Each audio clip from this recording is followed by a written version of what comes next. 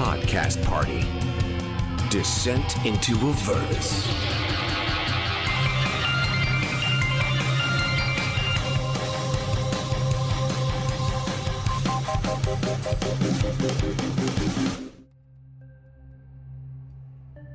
My name is Ofelia Liadon.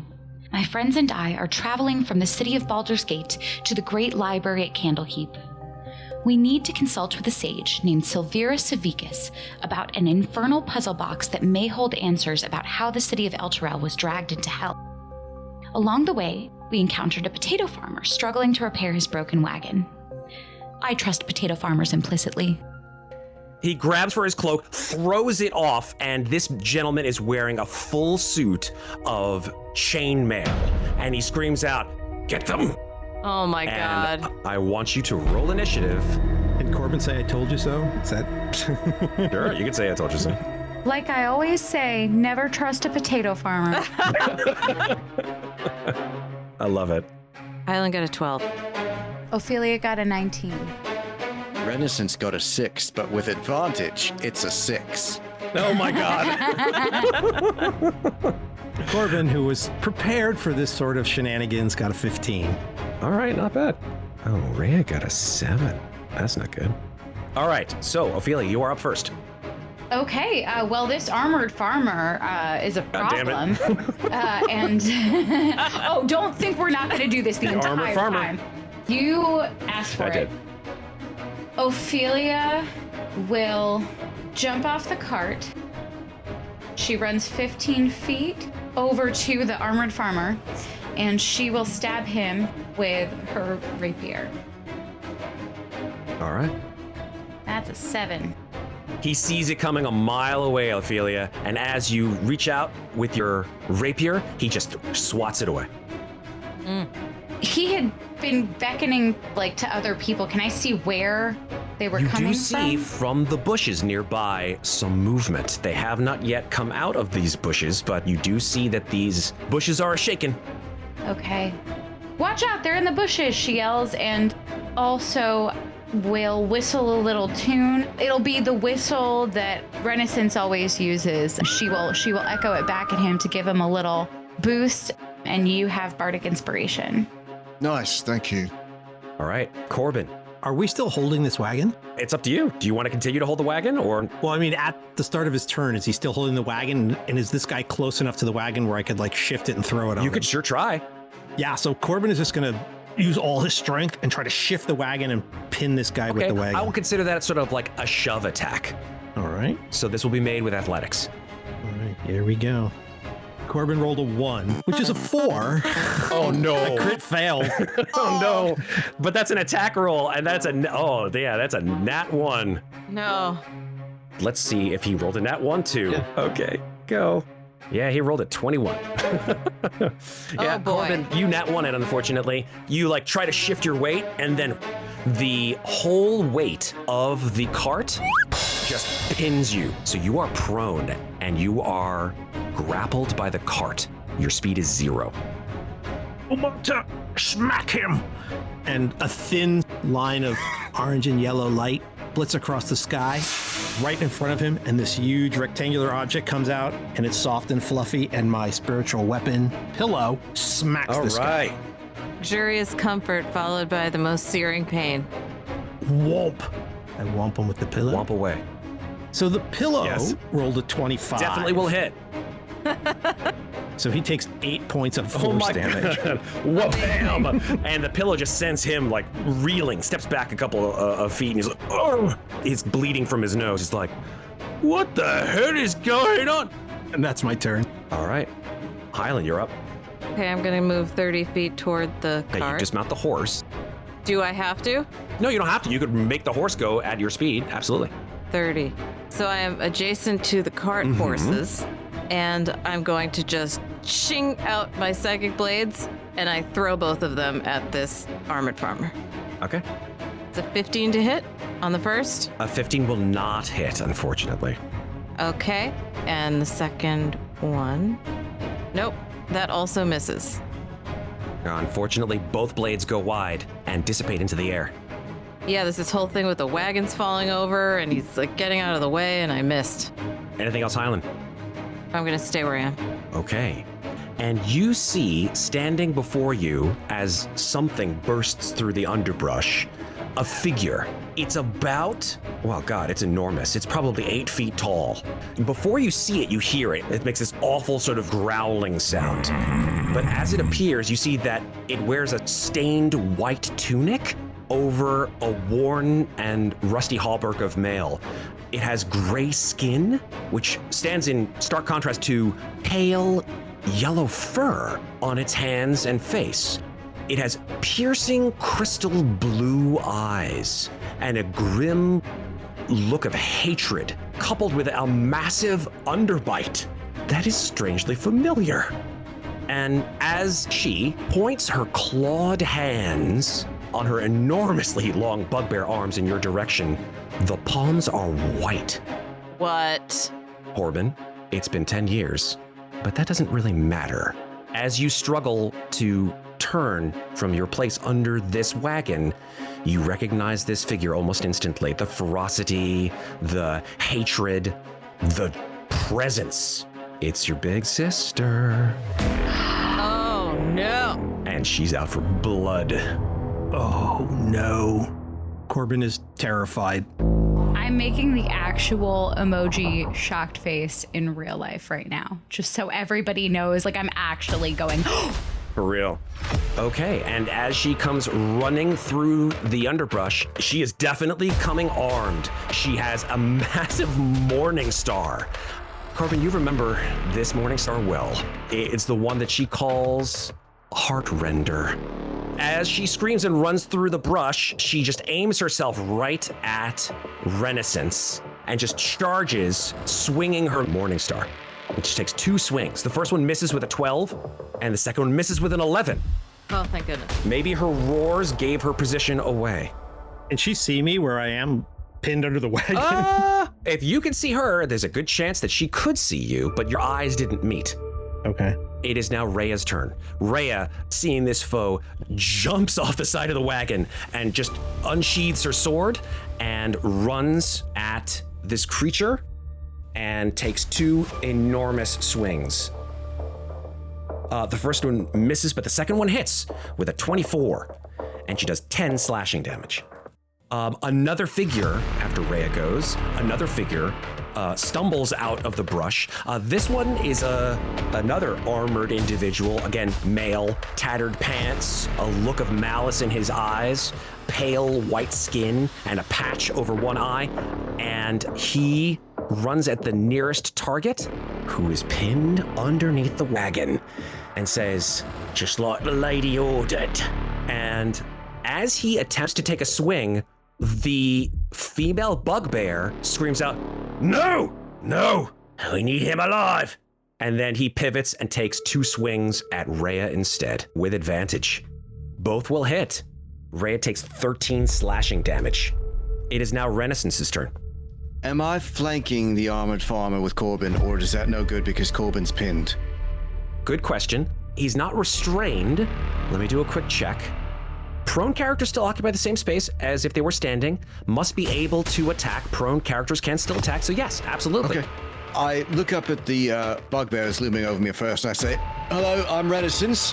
What's your name? Don't believe we've met." And then I turn and swing Heavenfall at the armored farmer with advantage. Yeah, that's going to be a 24. That will hit. Roll your damage. 10 bludgeoning. All right. Nice. Oof, man. Yeah, it hits him square in the side of the head, and he just goes stumbling, blood leaking out of one ear. Am I getting in the middle of something? Sorry. Falaster, he stands up in the cart, grabs Reya's crossbow, and will hit with a 19, and lodges in the shoulder of this bugbear, doing 7 piercing damage. Ofelia, you're up. Okay, so Ofelia will run toward Corbin with her rapier. Will make this attack with advantage, flanking with Renascence. And that's a non-natural 20. Awesome, that'll hit. Great. 4 piercing damage. All right, you give this guy a quick stab in the side. He screams in pain, and then you can, in fact, move back to the place that you were originally. I will indeed. All right. Corbin, you're up. Corbin doesn't recognize this new guy, right? No. Okay. He's going to use his action to try to push the wagon off of himself. Make an athletics check, please. That's a crit. Nice. 23. That makes Yeah. sense. With Superman-like strength, you just... And you are able to push the wagon off and it tumbles off the side. Corbin stands and he says, "Sister, it's me. What are you doing?" And I hit her with the pillow, the spiritual weapon. Or I try to. That's awesome. Okay. She only understands one thing, and that's what she's getting. Sibling pillow fight. That's a 15. A 15 will not hit. She sees this pillow coming at her face and she grabs the pillow and throws it back in your direction. I was like, wait, Corbin, did you say she's your sister? Yeah, Deghok, what are you doing? Stop! These are my friends. Yeah, I mean, we're not killing her, are we? That seems intense. Maybe. Okay. Anything else, Corbin? No, that's his turn. Fantastic. Hylan, you're up. Okay, I'm gonna dismount. I'm gonna move 15 feet to right in front of the wagon. And I'm going to throw my psychic blades at Farmer Joe. Super. That's a 16 to hit? I hate Farmer Joe. A 16 will not hit. Okay. Okay, that's a crit. There you go, with the second one. That is 6 psychic damage and 12 sneak attack for a total of 18. Okay, that levels him. You throw it, it goes right into his heart, it disappears Yep. inside this individual's body, and he just gasps and falls to the ground, dead. Excellent. And I'm gonna stay there. Very cool. Deghok, Corbin's sister, sneers at you, Corbin, and says, You fucked up, Corbin. You didn't do what you were supposed to. So she told me to make up for your mistakes. You know what this means, Corbin. And then, with that, she will swing at Renascence twice. The first will miss with a 7, but the second one will hit with a 21. Yes, it will. That is 14 piercing damage. It's a pretty massive hit, Renascence. You've been hit before in the days and weeks leading up to this, but you've never been hit by a Morningstar before, man. These things hurt. It's just like it's like being hit by a spiky freight train right in your chest. I don't think your family likes me, Corbin. She don't like anyone. Just don't worry. Reya turns to Farmer Ted and will take a couple swings, hopefully hitting. Missing with the first and missing with the second. Ouch. Not cool. Not cool, man. In return, Farmer Ted will take 2 swings at Reya, pivoting around her blows. The first will hit with a 23, doing 12 slashing damage, and the second one with a nat 1 will miss. Oof. Renascence, you're up. I squeeze between the wagon and Corbin's sister to get around behind her so I can flank with Reya. And I will take a swing at her with Heaven's Fall. Go for it. That's only going to be a 13 with advantage. Oh, That is not enough. Hang on. I will use the Bardic Inspiration that Ofelia gave me. Awesome. Yeah, do it. Go for it. Ofelia, is that a D6 or a D8? It's a d6. So now it's an 18. An 18 will hit. Nice. Okay, that's going to do 9 bludgeoning, but I'll tell you what. I'm going to dump a level 1 smite on her as well. Very cool. So she takes a total of 20 points of damage. Amazing. Yeah, you definitely take your revenge against that massive hit that you took before. I think we've both made our points now, you know? You can take a punch, I can take a punch, so why don't we just talk this over? He just sneers at you and says, You're going down, devil blood. Well, you see, that's just racist. I think I said that too, sorry. we all learn, you know. runs in the family. Yeah, I see where he gets it now. Look what you've done to the children. I gesture towards Corbin. Oh my God. Falaster reloads the crossbow. Okay, Ofelia, now that Farmer Joe is dead, will run around to the far side of Farmer Ted so that she can flank with Reya in a big ol' conga line, and hopefully, fingers crossed, swinging her rapier with advantage on Farmer Ted. That's gonna be a 22 to hit, All right. That will hit. and that'll be 4 piercing damage. Very nice. Anything else, Ofelia? That's it for me. Corbin, you're up. Corbin is with his bonus action is going to shift his pillow over to Farmer Ted over there. All right.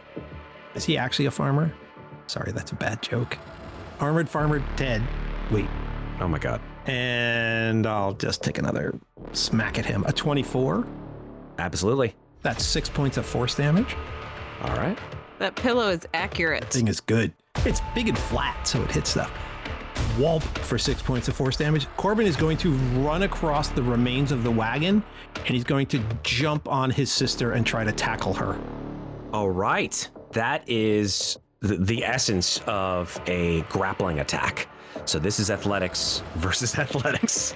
Do I get advantage because it's my sibling, which I've probably done this 1,000 times? She is the bigger of the two, I'll be honest. Yeah, and I remember that, and I roll a 6. Oh, gosh. No. Hold on. Oof, she's got a lot. I know. She's big and strong. She got you that one. You attempted to jump on her, and she just puts out her arms and stops you. She doesn't do the whole thing, like the older siblings do with their younger siblings. Like they put their hand on their head, like as you're trying to punch, and all you get is air. Like she doesn't do that. But as you come running at her, she just puts out both arms, which of course are enormously long and bugbear-like, and does what you have done to many an assailant on you, and just stops you cold in your tracks and says, "Hello, bruv. Time to come home." Stop this now. Stop your friend before we kill him too. Stop it. Huh, I'd like to see that. Oh, you're gonna see it. Anything else, Corbin? That's it. That's my turn. Hylan, you're up. I am going to throw my blades right at Armored Farmer Ted. Go for it. That's a 24 to hit. That'll hit. Okay. Armored Farmer Ted takes 8 psychic and 9 sneak attack for 17 points of damage. Big hit. Goes in right underneath his armored vest, sinks into his ribs, takes one gasp, looks like he's about to falter, but then stands on his feet. Okay. Stay where I am. All right, stay where you are. Deghok, big sis, will take 2 swings at Renascence again. And as she does, she looks over her shoulder at you and says, You brought this on yourself, bruv. Should have done what you were told. 2 swings at Renascence. Uh-oh, both will hit. 22 and 23. Ugh. Total of...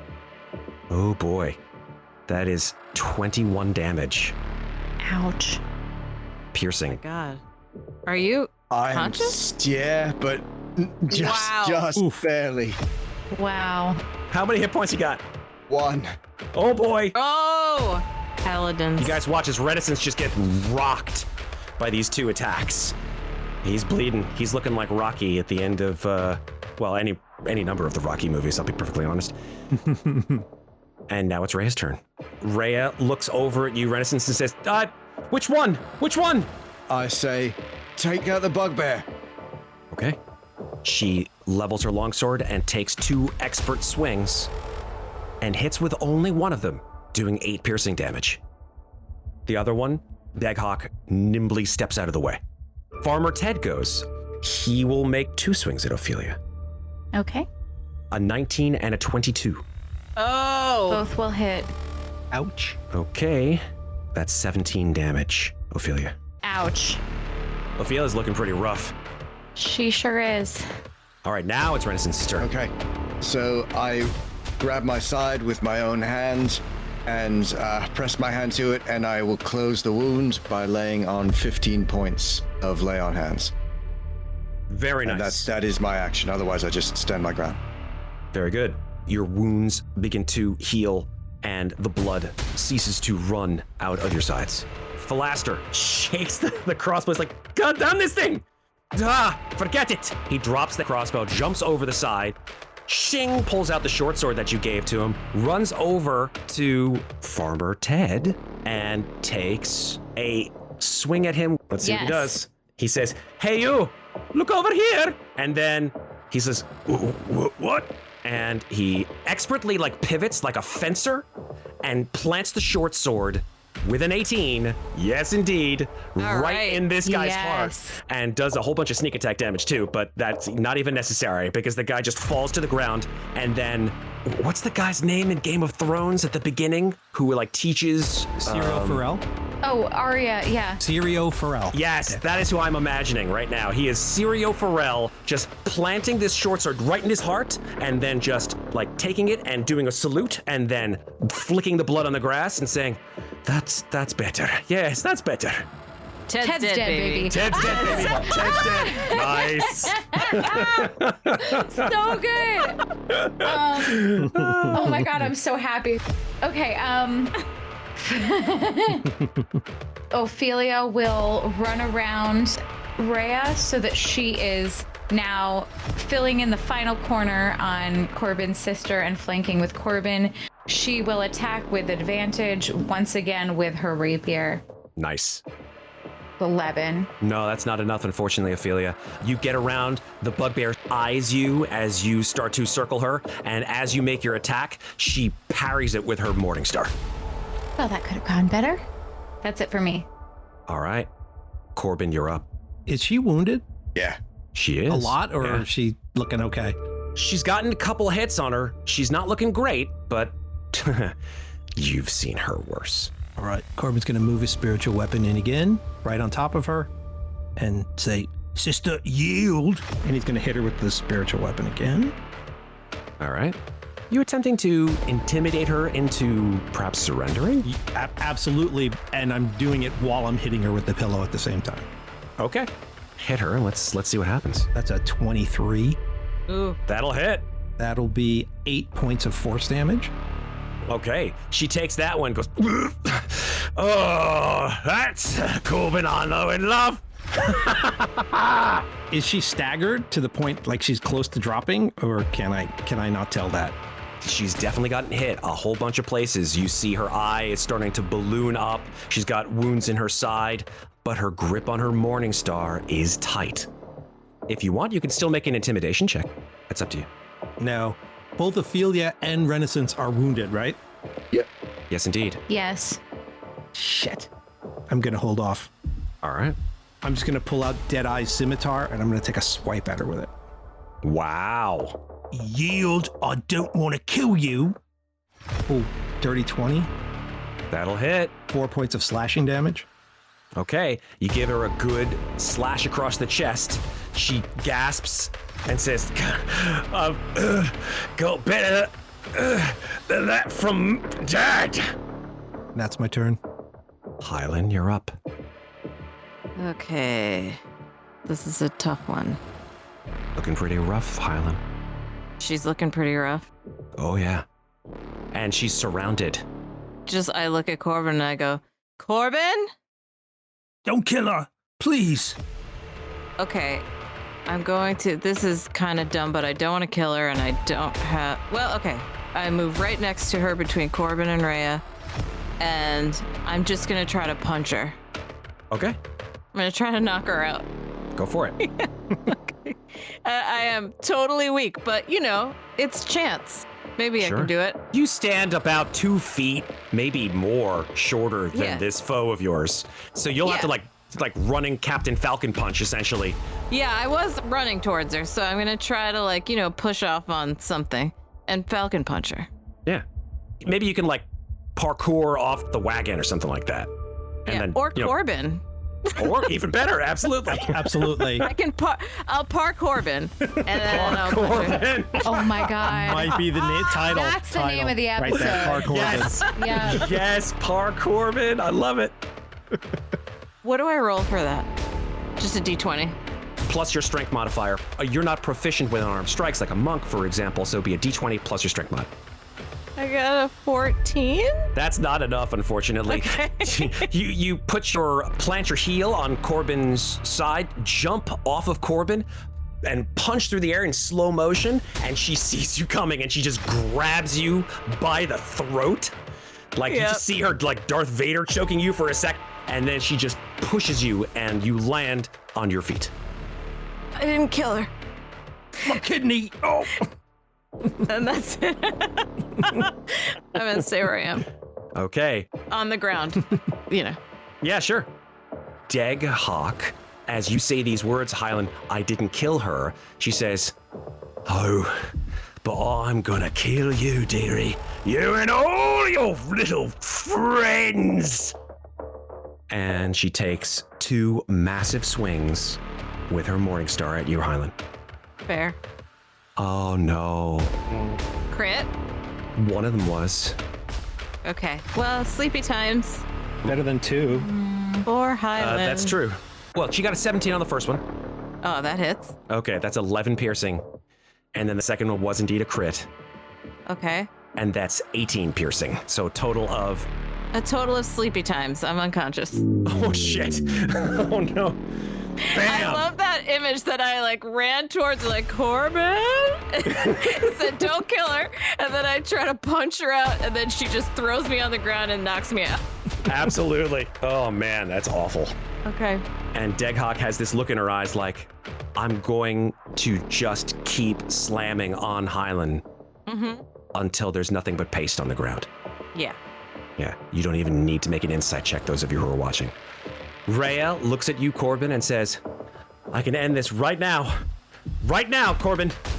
Don't kill her, just knock her out. Hit her with the pommel, Reya. And then she whispers something. Ofelia, you're the closest conscious person to her. Make a quick perception check. Okay. That's going to be a 7. You don't know what she said, but she mouthed something, closes her eyes, looks over at Deghok, swivels her sword so that she's grabbing it by the blade, and then baseball bats, or attempts to, Deghok in the face. And hits her with a 19, doing 5 bludgeoning damage, and Deghok, her head snaps back, and lands on the ground with a thud. All right. All right, Hylan. I'm unconscious. Tie her up. Oh, you're unconscious? I'm unconscious, yeah. Yeah, combat's not done. So Renaissance is up. I step over next to Hylan, and I will lay hands on Hylan for 1 hit point. All right. Thank you. Hylan, in the brief span of time that you are on the ground, you are floating in a dark, starless space, and you see nothingness all around you. But you realize that you are not simply floating, you are flying. You're gliding through this space, and your eyes focus on a strange, glowing orb, and you're able to fly towards it. It takes no time at all.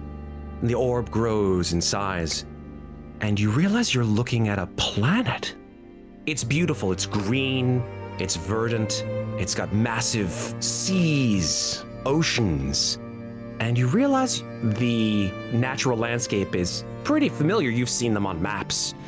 You're looking at the world of Toril from far, far above it. And then you look down at your hands, and they are not your hands. They are scaled, and they have massive metallic claws coming out of their fingertips. And as if you could see yourself in a mirror in the vast oceans of Toril, you do not see yourself, but you see a majestic platinum dragon. And then you wake up. A helmet? All right, Hylan. Hylan, you're right. Yeah, thank you. I'll sort of try to help. Oh, your sister's an asshole, Corbin. Yep. Sorry. No, you pretty much, yeah. Always has been. I toss Corbin some rope. Yeah, let's tie her up. Yes, good idea. Gag her. Tie her up and gag her. All right, you're out of combat. Hi, everybody. It's Andy. The show will be back in just a minute for the second half. But right now, I'm going to tell you about our live events, free online games, special holiday episodes, and more. As always, we are offering free online adventures with our Dungeon Masters. These free games fill up quickly, so if you'd like to grab a spot, you should join our email list or our Discord server. Links to both can be found at cast-party.com. We recently launched an improved version of our online store. Check it out at cast-party.com so you can wear what the cool kids are wearing and play what the cool kids are playing. Speaking of trying to be cool, do you ever feel like you have a great visual picture in your head, but you need a little help putting it into words? Well, the great description of Deghok, the bugbear, you heard on today's episode was brought to you by Describe. You can check out thousands of other monsters, spells, location descriptions, and more only at describe.com. And of course, our professional dungeon masters are available to hire for online games. Check us out at cast-party.com and follow us on Facebook at CastPartyDND, Twitter at CastParty2, or Instagram at cast_party. If you enjoy Podcast Party Descent into Avernus, please follow the show, rate us, leave us a review. We're doing this as a labor of love, and it really helps us a lot. We'd love to hear from you. Message us on social media or email us at info@cast-party.com.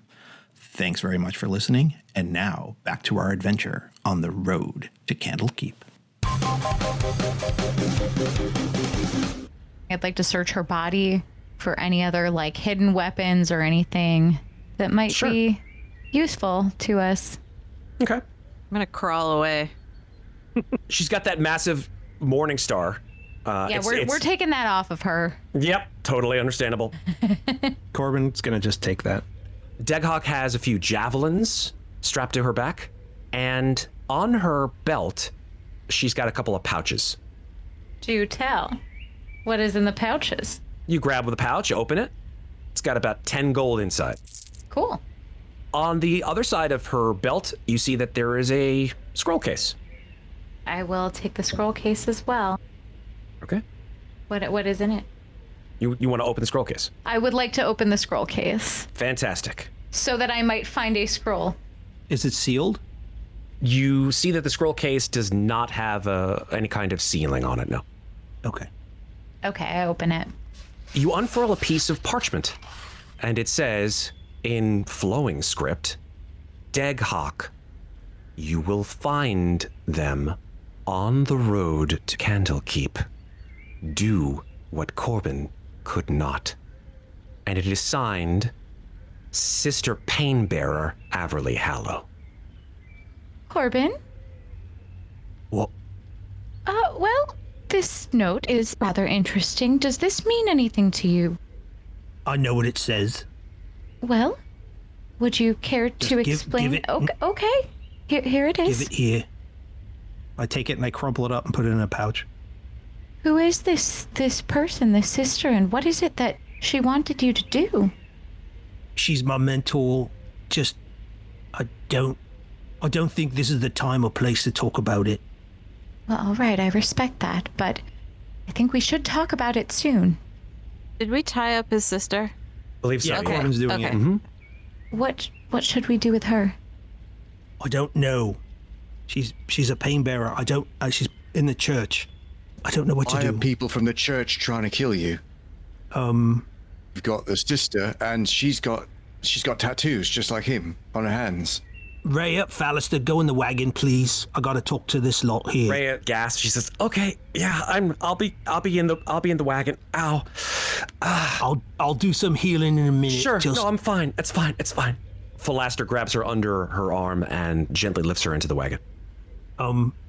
well, it's not me they want dead. You see what I'm saying? They want you lot dead. Us? Why? All right, don't get mad, because I didn't kill you, right? So that's good. That's a Guess, good yeah. thing, right? Yes. Because of, Dr. Thinster. They know about that? Yeah. The church has magic and stuff. They can know all kinds of things. So, Anyway, I thought killing Amric was, enough. That it would break the chain, so it would just be us and wouldn't go past us. But, But he was a very evil man. Why would they? Why would they want to kill us for killing Dr. Thinster? Can we back up to the church has magic and things, Corbin? yeah. Is that really how they know about Dr. Thinster? Because magic. Yeah. I'm waiting for these insight checks to come out. Corbin totally lies right there. Check. You think? Well, I'm gonna go ahead and do it. I've got massive charisma. I've actually so- already made one and I rolled an 18. Okay, so that'll be contested by Corbin's deception. Right. Deception. I'm good at this. -1. Oh boy. Huh. Corbin rolled a 10. Okay. And Renascence, did you roll insight? The story checks out because I got a 6. Okay. No, I don't think that it does. Corbin, why are you lying to us?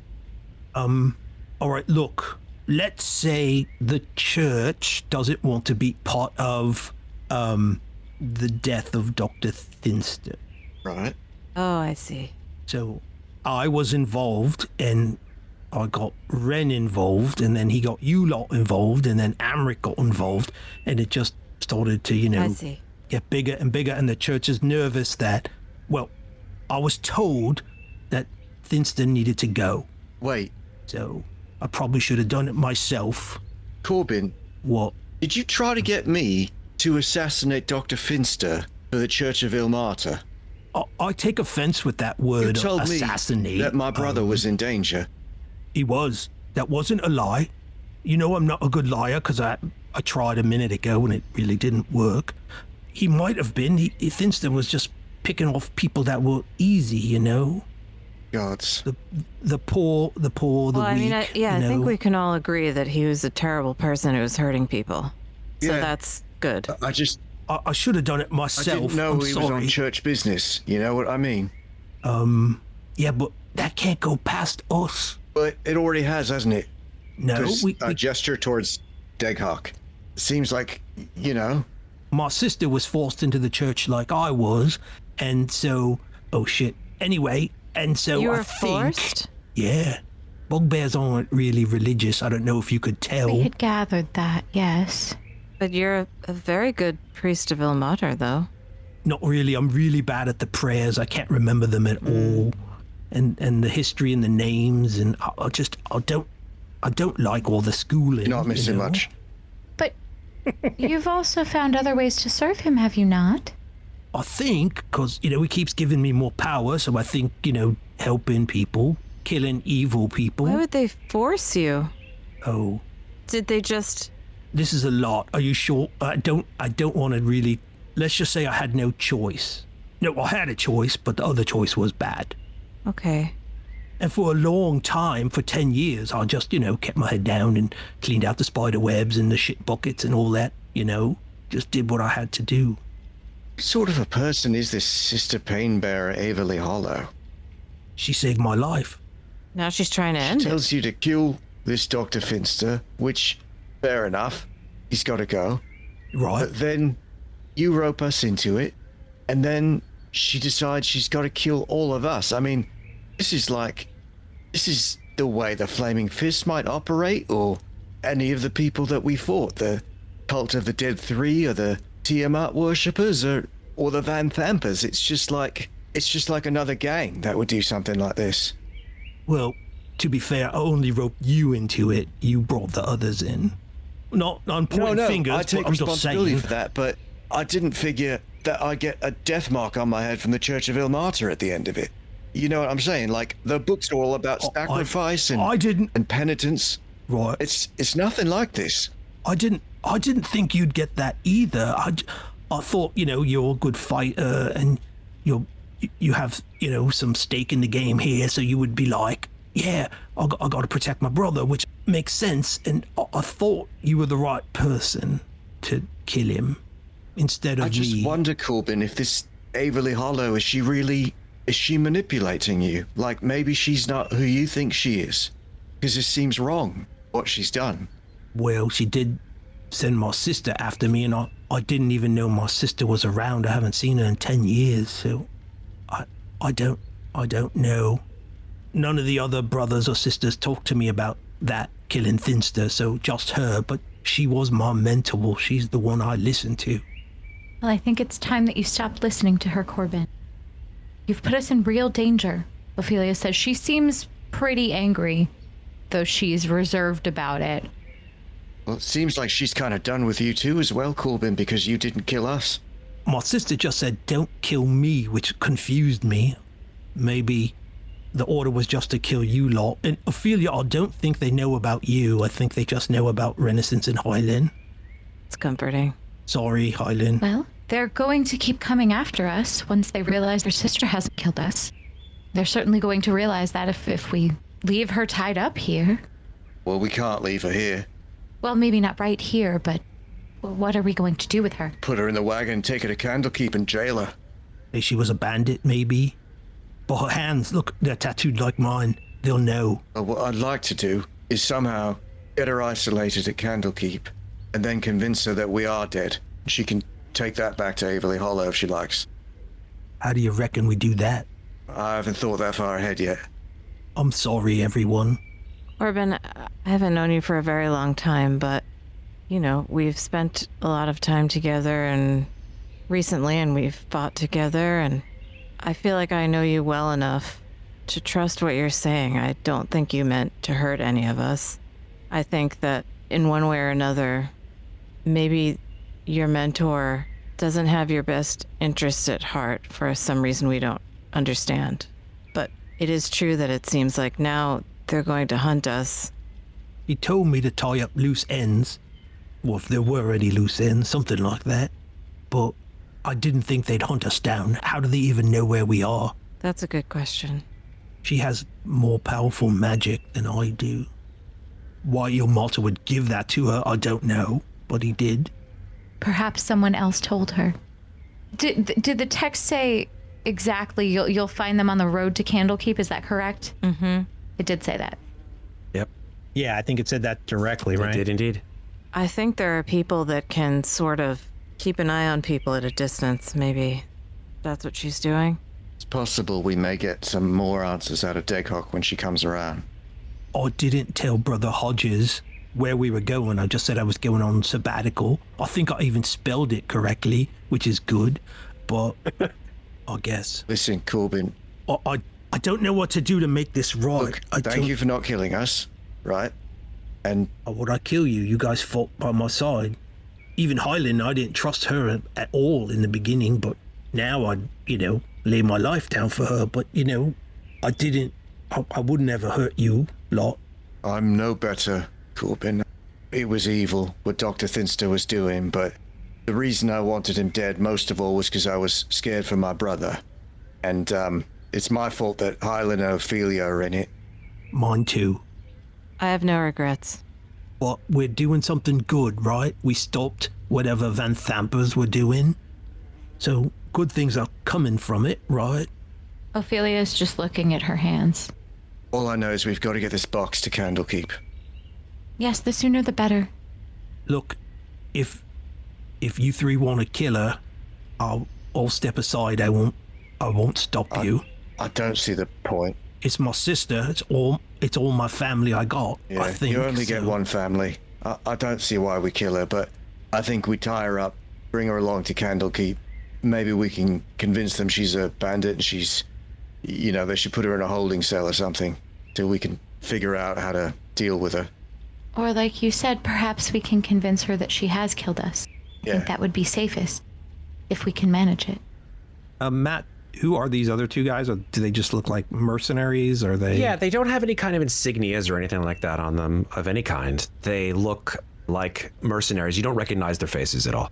They each have long swords. You can tell by the quality of their armor and of their weaponry that these guys they're not high quality, so to speak. Maybe Silvira Savikas can help us in some way. We should get going. If they know we're here, they might send more. Yeah. Come on, give me a hand. Let's dump her in the wagon. Okay. She's heavy. It takes like four of you just to lift her and get her into the wagon where she is dumped unceremoniously between Reya and Falaster. Corbin, I think a couple of people are pretty beat to shit. Yeah. Oh, well, let's get on the road and I'll sing a little. I'll do a little can you sing? prayer. No. I can't sing because I forget all the words to the songs, because that's the important part, the words. And then the prayers, I kind of mix them up, but they still work. So I'll just do a prayer for us as we go. Thanks. Okay. Ophelia will underscore it with her violin just to make it a little more... if you want that, Corbin. Yeah, sure, it's not going to help, but yeah, it's nice. Just aesthetically, I would love it. I would love it. I love music. Fantastic. All right, so I don't actually have a prayer prepared, but Corbin will do prayer of healing, and then over the next 10 minutes he'll cast that, and then... Great. And if we've got enough of a time for a short rest, I will cast Song of Rest. Absolutely. So you guys get back on the wagon, get on your horse, and continue on your travels, and take a short rest along the way. So you guys can roll up your hit dice during your short rest, which will of course take place during the day as you guys travel further south along the road to Candlekeep.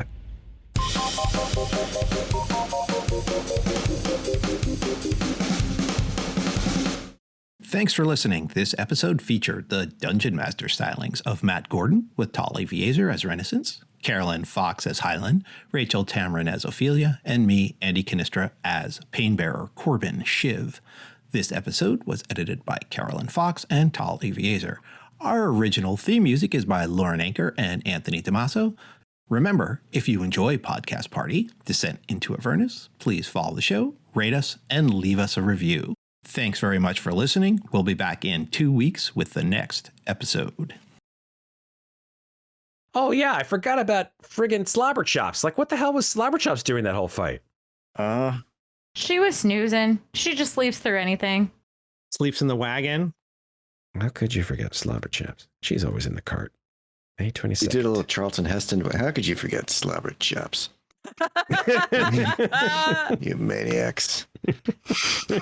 You blew it up. Yeah, there you go. All right, see you guys in 5. All right, bye.